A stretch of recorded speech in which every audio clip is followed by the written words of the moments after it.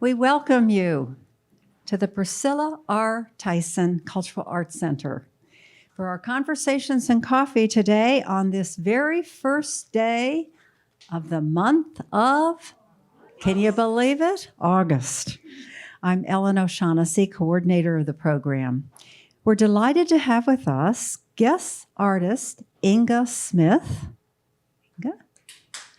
photographer, and faithful member of our Conversations and Coffee program, both as an invited guest and as a regular attendee. And Kathy Grannan, a fiber painter, and printmaking artist, and vice president of the Clintonville Arts Guild, and president of the John Whaling Watercolor Society. Remember John Whaling? He was an instructor here, the Cultural Arts Center, for many years. Inga and Kathy call us to care for our Mother Earth by raising our awareness of the impact and danger to our environment in our excessive use of plastics. I had such a challenge going from place to place trying to find how I could carry water without having one of those large ones they carry around, because I'm carrying books and a purse. And so at TJ Maxx, I found this. So there was 2 left in the store, which might be a good sign. Many people are out to find it. In another store, this is all I had. They said, why don't you just go by Amazon? How would I do that? A Columbus Dispatch article written in April of this year to connect with Earth Day revealed that billions of bits of plastic that infiltrate waterways and oceans are consumed in beverages and food and found in the internal organs of humans and wildlife. Microplastics can wreak havoc on hormones and contribute to a range of health problems. Kathy reflects that we are called to have increasing awareness of the impact that our human life has on this earth. We each try to adopt changes in practice that help us leave a footprint on a beautiful and fragile planet. The example Kathy shares, refusing a plastic bag when we make a purchase. How many have tried that? Isn't that wonderful, Kathy, huh? And instead, bringing our own paper bag and remembering it, right? Personal efforts do make a difference. A communal response to what is happening in our waterways and oceans could be even more effective. We want to reduce plastic pollution. Kathy shares that watercolor provides her with the opportunity to capture beauty and light in paper in vibrant medium colors because it allows such a lovely and diverse color palette to represent our mind's perception of life. Yet it can never be fully controlled. Kathy says that learning to paint with watercolor has made many parallels to her in living life fully. Artists are often attentive to the beauty of the world we live in. Is that not true of all of you artists? And we gaze at you in awe. The Clintonville Arts Guild exhibit on Earth Day asked viewers to reflect on the world we share with native critters, plants, and appreciate their beauty and their place in our world, and reimagine in a new way the waste we create in our environment. Inga Smith, a photographer, was a teacher in high school English. While loving her job, she loved as much the bonus of having summers free for wide open vistas of New Hampshire and Maine. Children, do you know all of that? Family? You know this story, huh? Of New Hampshire and Maine, climbing the New Hampshire mountains and taking pictures of the lovely waterfronts of Maine. Switching to teaching in Braintree, Massachusetts, put her close to the city of Boston and the Cape, where she spent 3 summers taking advantage of the glories of Cape Cod, all the while training her eye to see what makes a good picture. For 14 years, Inga traveled the world, always with a camera on board. She flew over 1 million miles on United Airlines, frequent flyer, produced 30,000 plus camera shots on her computer. Inga shares that though she's learned a lot about what makes a good picture, she believes she has plenty more to learn, and that learning is capturing the call to care for our environment that tells the story that we need to preserve our Mother Earth and her beauty and health. Images of this beauty are truly a gift that Inga shares. Thank you, Inga, Kathy, for being here and leading us to learn more how we can care for our Earth. Take it away.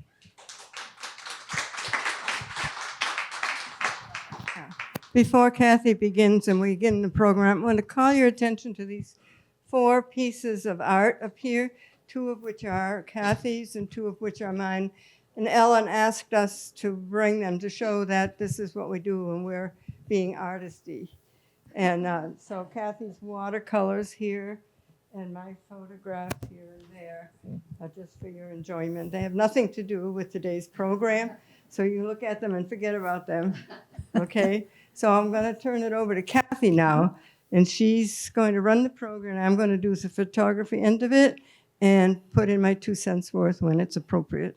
Okay, and please feel free to ask questions, make comments, and be a part of this, and you'll hear all about it. So it's working, right? In addition to Inga and I from the Clintonville Arts Guild, we have 4 other members with us today. Patty DeMaria,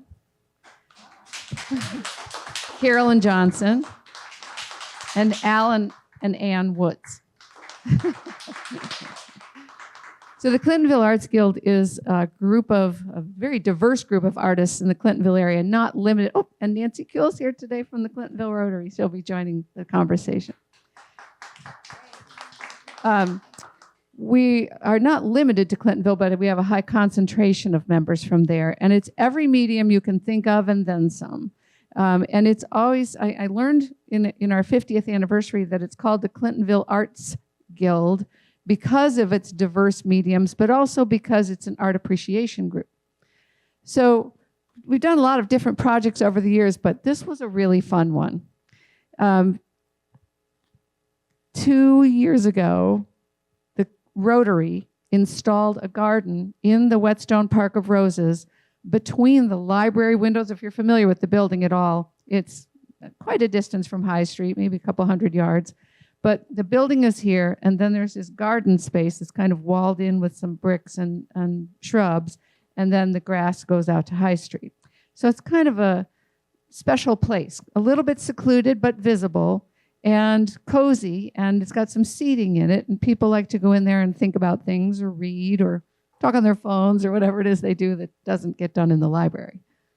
So we've done some community projects, but we kind of embraced Earth Day this year, and we found out that their theme for 2024 was Planet versus Plastic. So our board discussed some options, and we went online looking for inspiration for what could we do with plastic to make a statement about Earth Day and to enhance this peace garden and make it a place where people come to visit. So we decided to create critters from recycled materials. Can we go back one? It's misbehaving, isn't it?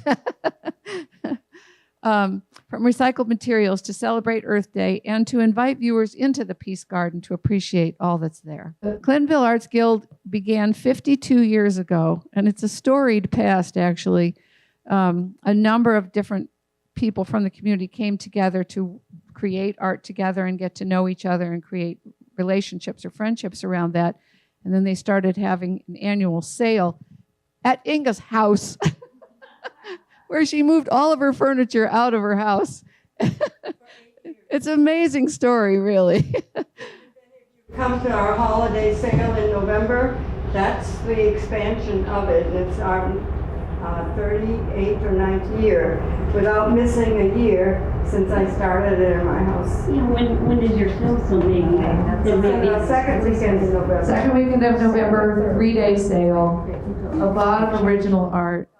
Keep going. Okay. So these are some of the mediums that are represented in our membership. Photography, painting, I don't want to read all of those to you, but there's probably not one you can think of that isn't done by somebody in the guild. So the Peace Garden history, just a little word about that. Nancy is a mover and shaker in the Rotary and got some things started there a few years ago. So they planted a variety of native things to enhance the environment for pollinators. And they got funding to do that, and it's kind of been growing ever since, getting bigger and more bright and beautiful. They invited us last year to participate in it by creating some peace poles, and we have some of those to show you. If you haven't been to it, if you get a chance to stop by, when you approach the Whetstone Park of Roses off of High Street, it's Hollenbeck Road right there, and as you turn onto Hollenbeck Road, the garden is like almost immediately right on your right. There's a big Park of Roses sign, and the garden is right there, and you can see into it from The three pillars that are welcoming you to the library, it's right behind the pillars. Those three standards that are, when you turn onto Hollenbeck, you enter a little to the left of it, but it's right behind those three big black. Do you want to repeat that since you have the microphone? Anne is saying there are 3 pillars nearby that you can see, then it's right behind those pillars, but it's really not hard to find. There's a bunch of bikes, those rental bikes there, it's right next to that. Yes, nice big sign.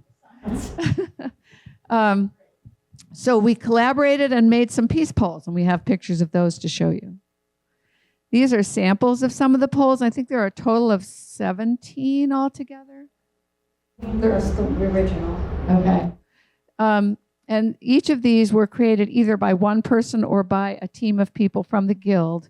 And we bought the posts and we waterproofed them and created a base for them so they wouldn't rot very quickly, and used different images, different messages. As you can see, we have a tile artist, we have painters, we have all kinds of mediums going on here. We started talking about how to involve the whole guild or as many mediums as possible in the project. The board threw around some ideas.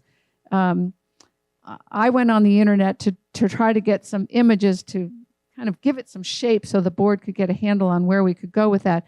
But the board is like 9 people, and so the idea expanded in that discussion and took on some form.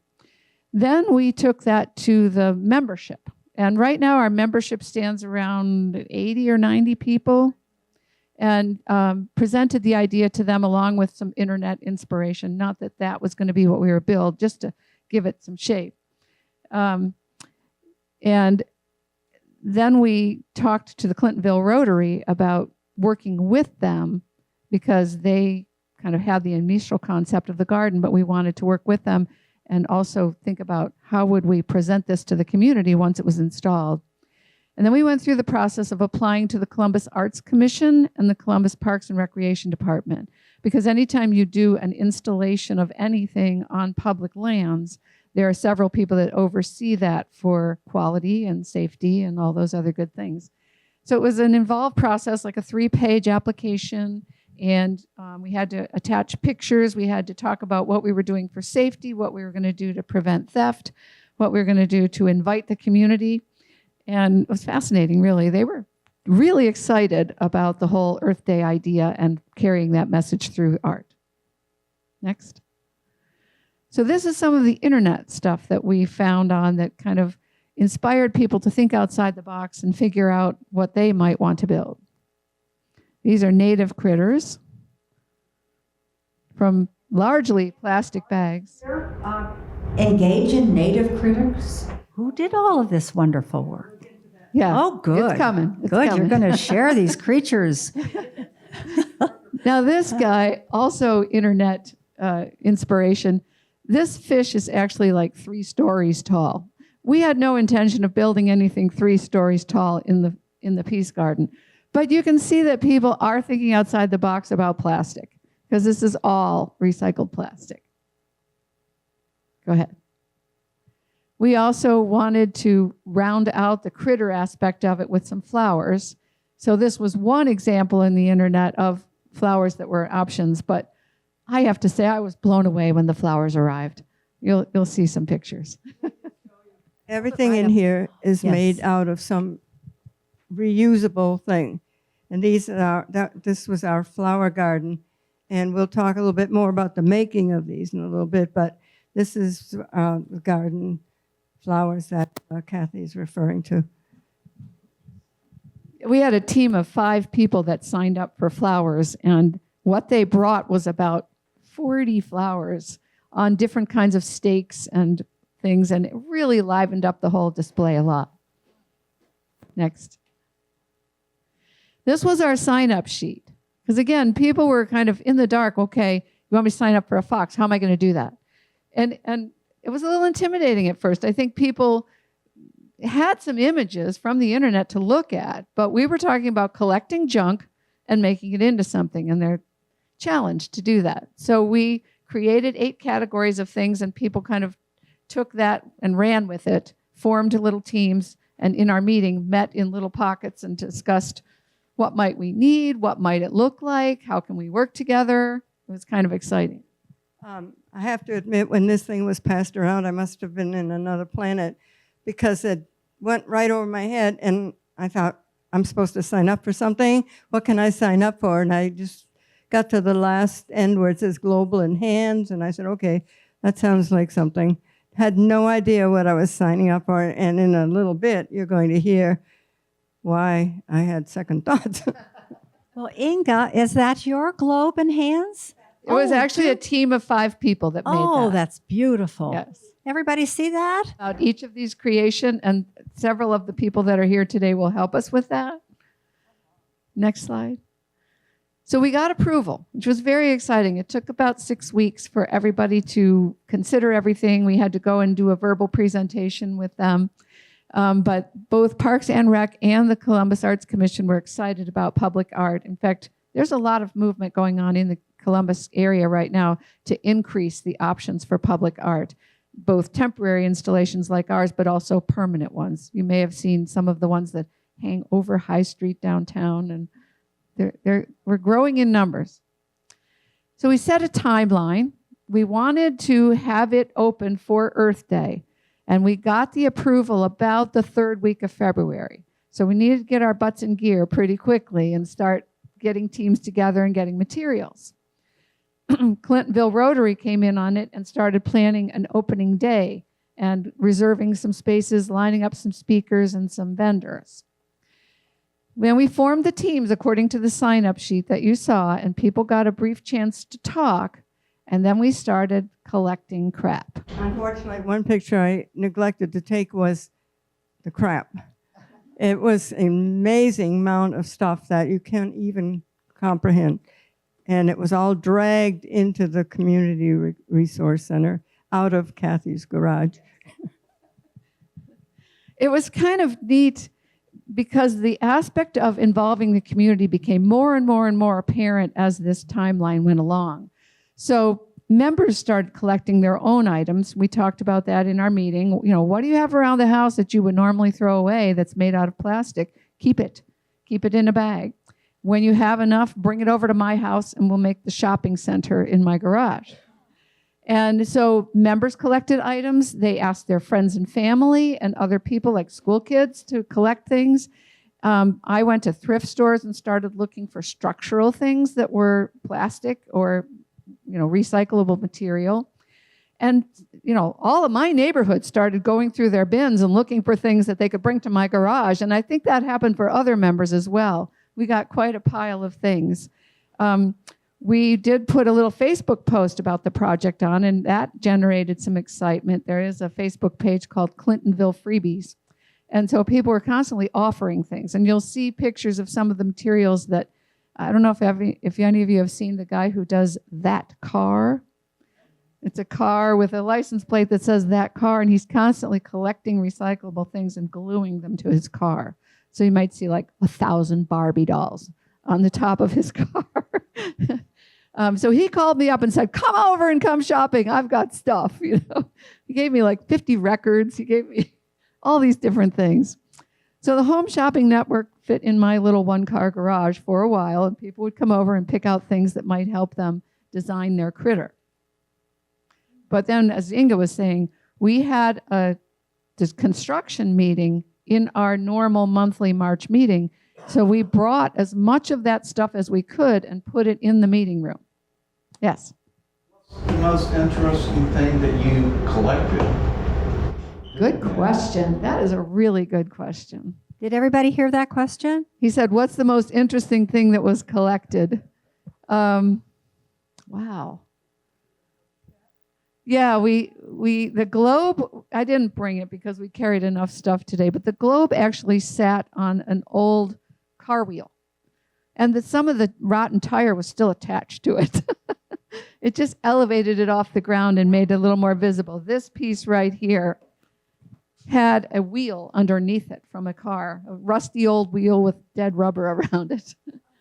But there were other things. There were vases that were broken. There were, there were toasters. You'll see in some of the constructions, people rethinking elements. So, of course, we had to convey the concerns that the Columbus Arts Commission had about what these critters should be made of and how they can be safely installed and viewed in the setting. So these are some of the things we had to take into consideration. That recycled materials are important to the message, that they had to be weather resistant and hold up to 3 months of whatever Mother Nature sent along. All the critters had to be attached to the ground in a way that couldn't be easily walked away with, but also you couldn't be cutting yourself or injuring yourself in any way on it. So we used tent stakes and those spiral dog stakes that screw into the ground and then put them underneath the critter so they couldn't be viewed. So they were concealed and nobody could hurt themselves or trip over it. Flowers were able to stick right into the ground. Come over and show us some of those Absolutely. critters? Share some of those critters with us? Anne, would you like to come up and talk about your squirrel? I made with Carolyn. Carolyn, you should come up with me. Come on up. We were the team making the squirrel, which we have named Squeaky. He came out of my surgery, my back surgery. So when I came out of the operating room, they took off the leg pieces and the other parts of my surgery, and they were dumping them in the waste. And so I said, no, that's all plastic. What can we do? So I took them home, and what Carolyn and I did was I have pictures of the process. So the first piece is the plastic pieces that are used somewhere in the surgery. They're like, they open up in the middle, but they have a bulbous bottom and a bulbous top, and they're air filled with air in the separate sections, like bubble wrap.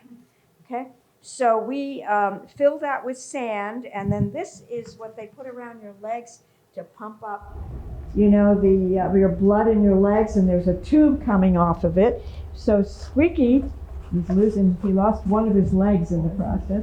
Then we had to design around that body. So Squeaky's squirrel is part of that leg piece, and then there's one in the back too, but the tube part is what's supporting his tail. Okay, so we put a wire through that and then attach the tail. So I'll tell a little bit about what each thing was made of besides that. So we took prime bags, the inside of prime bags that were gray, Amazon bags, and that was the gray. And so we made the ears out of it, and we used old sponges that I was using for work and figured they would be in the garbage, so I might as well use those for the legs and the arms. And Carolyn brought this wonderful two-sided tape that held things together. Inside the arms are sewing spools, the plastic spools from thread that you end up with. And they were a perfect way to put in these dental flossers, you know, purple and green flossers that you buy that have the string on them. So they created the claws. And the eyeballs are made from old supplement bottle caps, actual Buckeyes that I just had in the studio and kept looking at and saying, what am I going to do with those? This is an old dial from something, but I just thought it was interesting and kept in my stores. An old plastic broom that was going to get dumped. So here we have pieces from an old plastic broom. What else, Carolyn, did we do? Oh, crocheted the tail. plastic bag strips for the tail. Well, we actually started with a drop cloth. That was an old tablecloth, an old gray tablecloth, and we cut it into strips about 3 inches wide and shredded the edges. And then the two of us went mad crocheting this. You got to come see the tail. It started out as purple, gray with the purple streaks in it, but the sun turned it to blue. And then this, of course, was white originally, and the sun turned it orange. So yeah, pass around pictures and you can see the process. This was an old stump I had sitting around thinking I would do some calligraphy on it at some point and never got to it.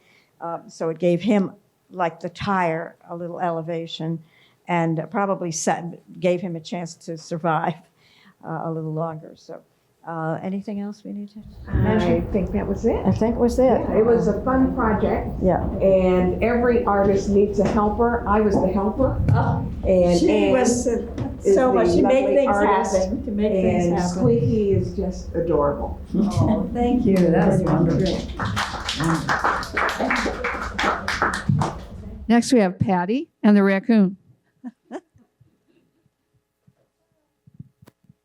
So the raccoon, you may have seen on the sign-up list, there were 3 people who signed up for raccoon.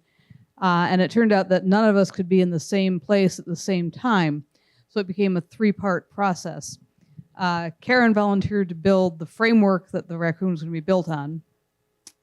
And her proportions were slightly ambitious. I got the chicken-wired wooden form and paper mache'd it, and that took several tries of various paper mache things, and I found a stick blender is the best thing for paper mache. And then the question was, were we going to paint it? And painting was like, you know, that's not very environmentally respectable. But I had a ton of magazines at the house I was going to throw in the recycling bin and started going through them, and because of my lifestyle, a lot of them were nature magazines and bird watching magazines and things like that. And they all had ads in them that had words that pertained to recycling and the environment and so on. So I instead of painting it raccoon colored, we paper mache, decoupaged the words onto the raccoon. So it has things like visions and controversy and take the scenic route and sinking and things like that. I am most proud of the tail, which you probably can't see from where you're sitting, but it's all yogurt lids and chocolate lids that are strung on a piece of wire. So make sure you take a look at that when you come up. And then another member of the group did the final, well, actually did most of the decoupaging of words after I got the paper mache on. And then another member had a log that we set him on. And that's about it. He has some adorable buttons for eyes and nose, and he's a large, meaty raccoon. Yes, with a wonderful personality. What gave you the idea of a raccoon? I just love raccoons. Yeah, they're an interesting critter, ain't they? They're a species that has learned to coexist with people and almost to the point of depending on people for their garbage. Yeah, and they're you kind of wake up early in the morning, or before it's light, and you might see one out there in your yard or something, Yeah, or your yeah. trash can, or, They love bird feeders. yeah. I love it. So- That's really So the raccoons really are recycling our recycling before it gets recycled. Thank you. That was just great, Patty. Can you talk a little more about the You want to ask that question? Anna's asking about what the substructure is, and it's basically plywood that Karen found and reused. So it's reused plywood with some rusty chicken wire wrapped around it to make the body, and it's nice and hard. Mm-hmm.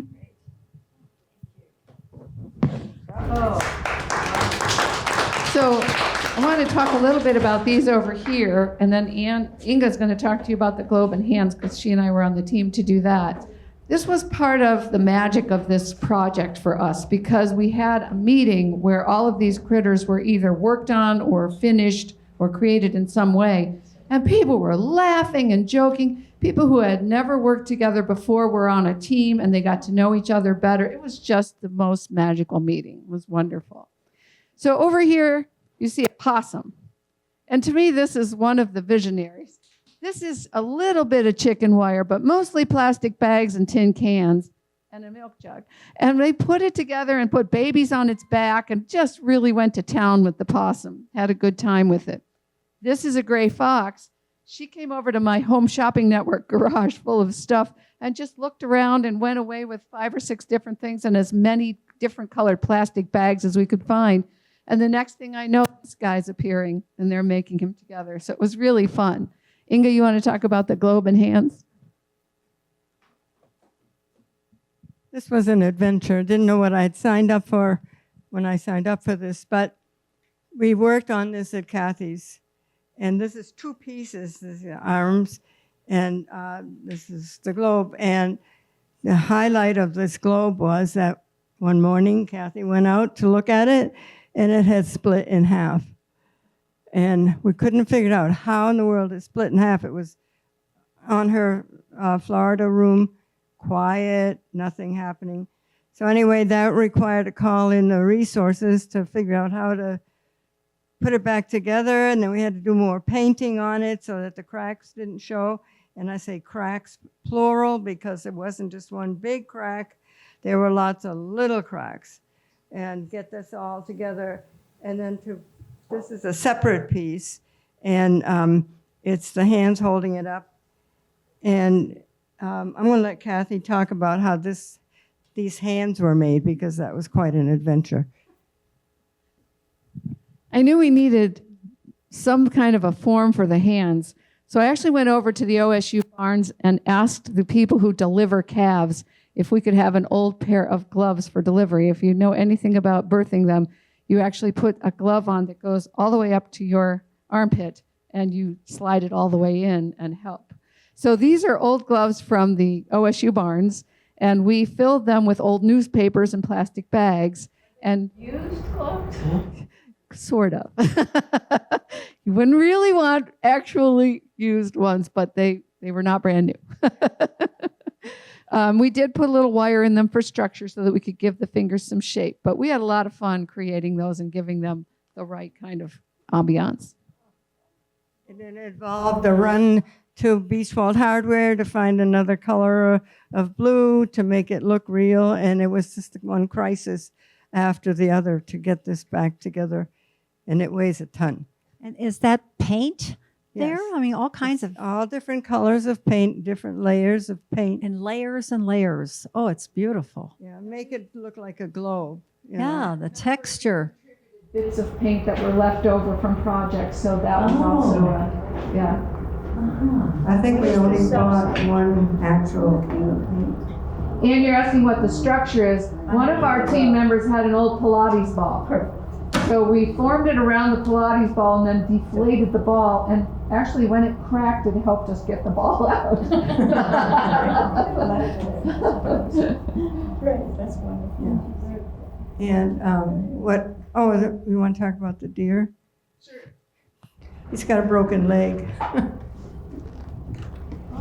We have a gentleman in our guild who makes who makes a lot of things out of wood, and he's always got scraps of wood. And as you know, probably the two most prominent native critters in Clintonville are deer and raccoons.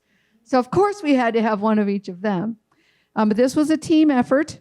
They used scraps of wood from various projects, and then one of our ceramic artists actually created these antlers to go on. And then they found a way to secure it in the ground. So he can't stand up in here, but he can in a garden. The bee is actually plastic jugs and a little bit of leftover wire from springs.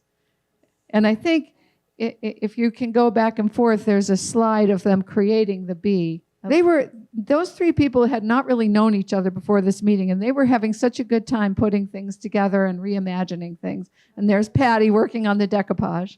Just like that. Yes. Maybe one before that. This is the possum team. They were having a really good time figuring out how to make a possum out of the pile of crap. And you can kind of see back here, this whole wall back here was one big pile of recycled materials. These people are exchanging trash. And that was the flower team. They had a lot of good ideas for flowers, and they were being very creative. I already said this, but where are you doing this? Are you doing it At the Whetstone Recreation Center, we have a meeting up on one of the rooms on the second floor. It's a pretty good sized room, but we fill it. Is there one more before that, or is that? Yeah, there's the squirrel. Yeah, there's the fox coming together. That's an old vase from VOA. The bird team. So this is a variety of different pieces of plastic packaging cut up around an old plastic vial. I love the beak. The best part of that was watching two men trying to get that up into a tree. That was an adventure in itself. And it actually flew in the garden for about 3 months. We did get a second raccoon, the brave little guy.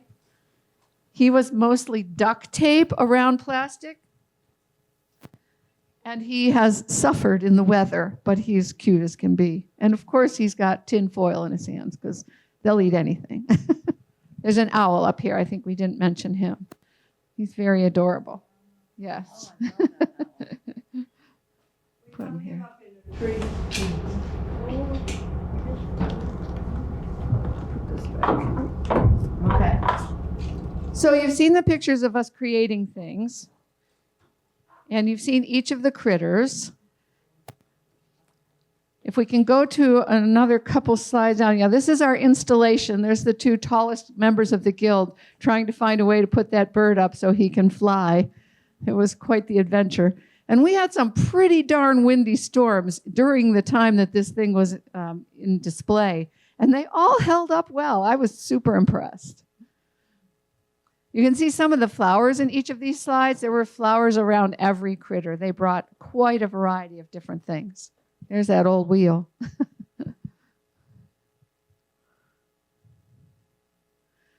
So we had a grand opening. Nancy, would you like to talk a little bit about that?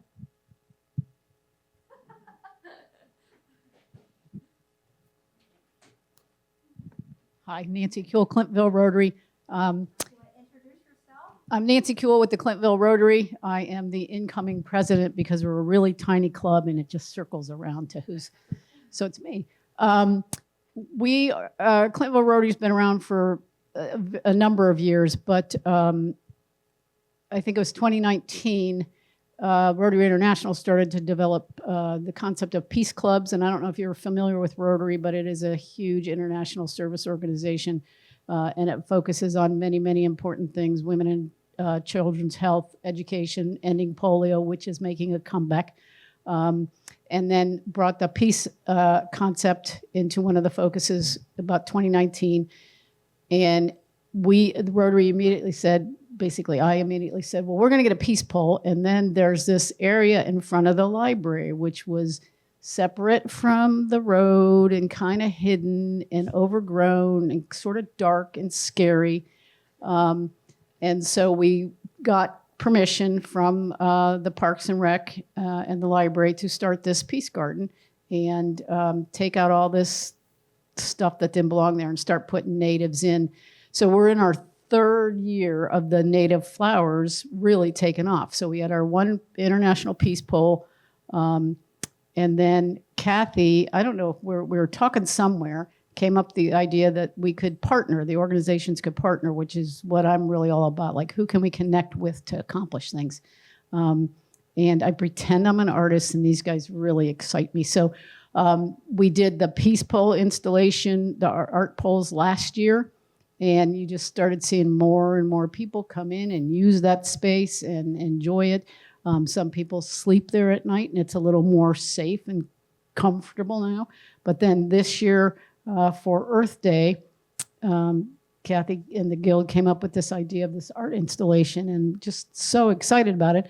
So we Earth Day celebration couldn't be better than having all this artwork in there made from recycled materials. And we did invite a few speakers, a retired member of the Ohio EPA who gave a really great presentation on It's Not As Bad As It Looks, and Rumpke and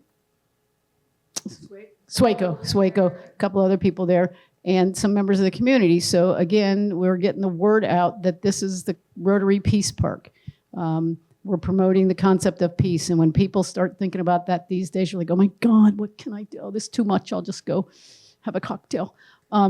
But this is promoting peace, connecting with your neighbors, supporting the arts, nature and art, promote mental health and connection. So it really all ties together. And we were very excited to host the grand opening of this event. It was so cool. So I'm sad they're gone, but we will have hopefully many more collaborations. Thank you. Next slide. Yeah, this is the Rotary. She actually even arranged food to be there that day. So people were interested to learn more about the resources in Clintonville and meet the artists and talk a little bit about how the critters were created. It was a little bit of a gray, rainy day, but we got a crowd anyway, so it was very fun. Next slide. So that is the Peace Garden you're looking at.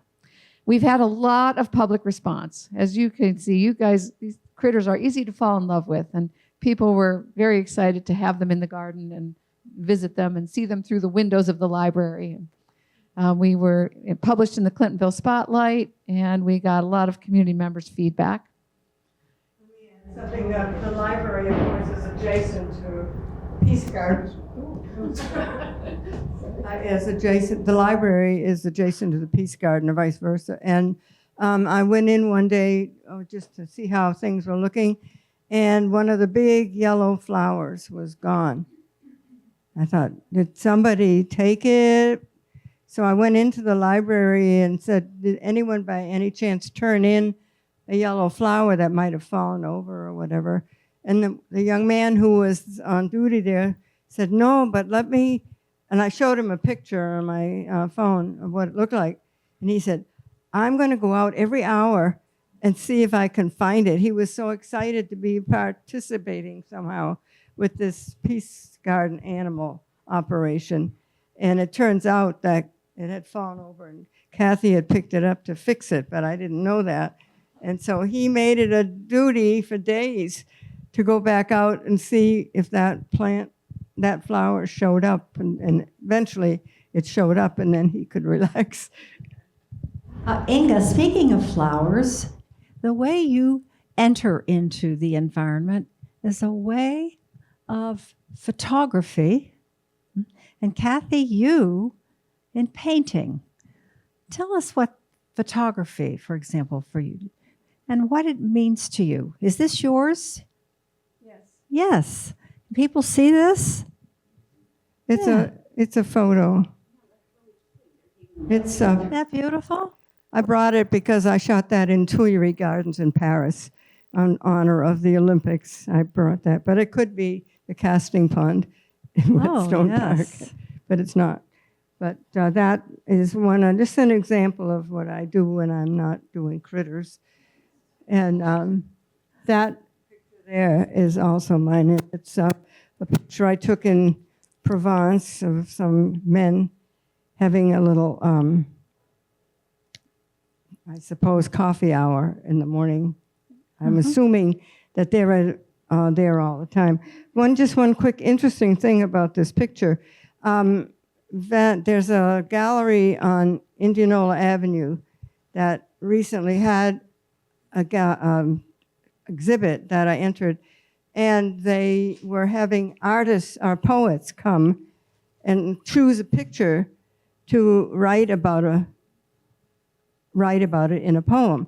And so my picture was chosen for one of them, and when I went to pick it up and the poem was there and I read it, and the last line of it was, "And there were 2 empty chairs." I don't know how many times I had looked at that picture, framed it, reframed it, sold it a couple of times, never noticed there were 2 empty chairs. I mean, I guess I did in my subconscious, but not to the point where I thought, oh my gosh, there are 2 empty chairs. So you're always learning something new about how to look at a picture. And that was a good lesson for me to look at that and say, oh my gosh, there's 4 men here, 2 of them are missing. It gives you something to think about. So that was very interesting about that picture. Yes. Yeah, I have been painting watercolor on and off for a long time, but now that I'm retired, I have a little more time to learn and play. And I just love to paint outside. Just not in a studio, right on site, looking at a 3D There, wonderful wanna natural go up to image. your painting? This is Hocking Hills. We were lucky enough to go there at the beginning of fall last year. And I think it's the best thing I ever did, but I just love capturing light and contrast and the feeling that you get when you're sitting there looking at this beautiful place. So I go up to Lake Erie every year in the summer, up to Lakeside, and do some plein air painting up there. And I'm part of the Central Ohio Watercolor Society, and they do a lot of different outings, and Central Ohio Plein Air, and they do a lot of outings. So we're always looking at chickens and horses and trees and flowers, and I love it.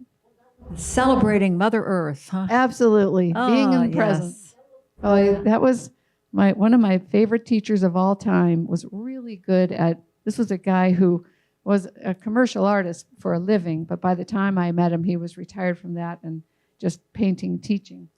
And he would just wear an old pair of jeans and get an old porcelain tray and squirt 2 or 3 colors of paint on there and turn out a masterpiece in a few minutes, lots of water everywhere, but always capturing light. And so like this here, this is your eye go to how the light is captured in a watercolor like that. I just love that. Yes, that's beautiful. So we have one more slide to show you, and then you can come and visit the critters. But yeah, these are just pictures. Now that you have them in person, we don't need to spend a lot of time on the pictures. This is how they were installed in the garden. Keep going. Oh, wonderful. Yeah, just more places where they're installed, and by the peace poles, and that wonderful possum and squirrel. You can see more flowers around. You can see the bird up in the air and the owl in the tree. This was our globe in hands, and we put the Protect Me sign by it. This was the day we had to take it apart, which was sad. People were really enjoying it, so it was a shame. But John's nice and tall, and he came and helped us carry things and lift heavy things. And then this is the farewell. Yeah. That's wonderful. Thank you.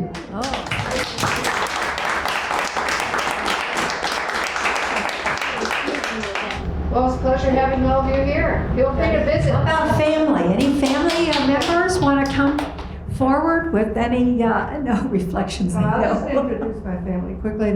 Yes, introduce them. That's my son Evan and my lovely daughter-in-law Linda. There's my lovely daughter-in-law Pam. Wonderful. And my second son Eric. Hey, how wonderful to have you with us. Yes. He's the patriarch of the family. Ah. I'm not going to say how old he is. How wonderful. All right. I was noted that as you were traveling, you were saying, what, you were waiting on tables. Yes, I was waiting on, and I used to wait on the Kennedy brothers down in Hyannis, where I worked. Jack and Ted and Bob would come in. Ted wasn't old enough to drink at that time, I think, and he was the designated driver, and the others who needed him. Say no more. Wonderful story. Yeah. So I'm quite familiar with the Kennedys. Yeah. And you learned a lot through teaching from your students for the years that you had. At the same time, you were carrying on this vocation to be a photographer. Yeah, and I always said when I retire from a real job, I'm going to concentrate on photography. And I've been doing that since I retired in 1999. Uh-huh. God. Oh, very good. Yeah, so Now that's... that you have everything built and collected, and what do you do with it now? We actually have a board meeting Saturday to entertain ideas of what to do. Some of the artists want their creations back, but we've had a lot of interest in like maybe an auction or a charitable event or something like that. So those ideas are going to serve us at the board meeting and figure out a plan. Systemically, how do you imagine corporations taking on this call to care for our Mother Earth? How are we going to redirect the use of plastics that have become such a part of our lives? Well, I think that's a big variety because we have some who are already doing that, but not very many. And maybe it's just going to be a slow process of people buying in. Mm-hmm. Well, maybe the part we want to think about in this setting is what's our role in encouraging industry to make the changes that need to be made? And the more we demand it, the more they will respond. But it also has to be cost effective. People got in love with plastic because it was the cheapest way to have a cup or wrap a package or keep something from rotting. And I heard an interesting interview on NPR about the amount of plastic that's involved in a car. And you don't think about that, but there's really a lot. And so if we tried to do away with all plastic, we'd have a heck of a lot of research to do as to what could be the next material to put in things like cars or larger items where they still, you don't think of them as depending on plastics, but they are. But we drive a portion of it. So we need to take that seriously. And another thing we need to think about in our own lives is planned obsolescence of items. For instance, I've recently refurbished my grandmother's 1923 sewing machine, and it works great. And every bit of it is metal, and none of it has worn out since 1923. The sewing machine I bought for myself back in 1984 is totally shot because all its gears are plastic, and they don't last. And the body of the machine is plastic, and it's my Girl Scouts managed to break it several times. So that's all going to wind up in a landfill because there's no part of it that can be reused or repaired. Whereas my grandmother's machine it just sewed me an entire outfit for a medieval event. 3 outfits. Wow. And we have a machine right back here from whatever year. Take a look at it as we're exiting here. Well, and one other thing I would recommend is if you're really curious about this, tour the Rumpke plant. It's amazing. And they are always thinking outside the box as to what else they can do. But like all their trucks are powered on gas from the stuff that you give to them that they turn into gas. So, I mean, amazing. You can't even be aware of how much is happening in research and in industry that's driven by the demand for recycling, but is making new ideas and new options. Yes. So just some other ideas. I am also the executive director of the Clintonville Area Business Association. So when we say, what are the corporations going to do? It's a good question. They need to do something. But money talks. So think, where are you spending your money? Which then you got to go, oh, but I might have to make some changes. I will think about that next week because we're very busy. And it's hard to change. But things like for the planned obsolescence, look around. Some Rotary does it we've done it twice, and there's a couple other organizations that do repair cafes. So things like your old sewing machine or your old stereo or some appliance, you go and people who know how to do that can repair it. There's a couple in Clintonville, it's called Rewash, and you get your detergent one time in a glass bottle and you just keep coming back. You're not generating any trash. And pretty much I've switched at this point everything in the house that is like that to things from there. So corporations have to be held responsible, but where are we spending our money? And if we just keep doing it, they're just going to keep doing it the same way. So, well, Thank you. one little step. Thank you for that. And thank you, Kathy Grannan. That was wonderful. Inga Smith, that was wonderful. And all your community of those who call us to care for our Mother Earth. I just Ann. wanted to say one little thing that we all can do is use reusable cloth or even plastic bags when you go to the grocery store. I see people coming out of the store with piled high in a cart with doubled plastic bags. Yeah. And they say they're recyclable, but some gets done, some does not. Yeah. And it's just unnecessary. You can get paper at Kroger. You can ask for paper or grab it. Yes. And you can use your own bags. And that would just cut down on a whole lot that we see right around us. Might cut down on the crocheting of plastic bags, but it's worth it. Council. Thank you, everybody. All right, everybody. Thank you for being here.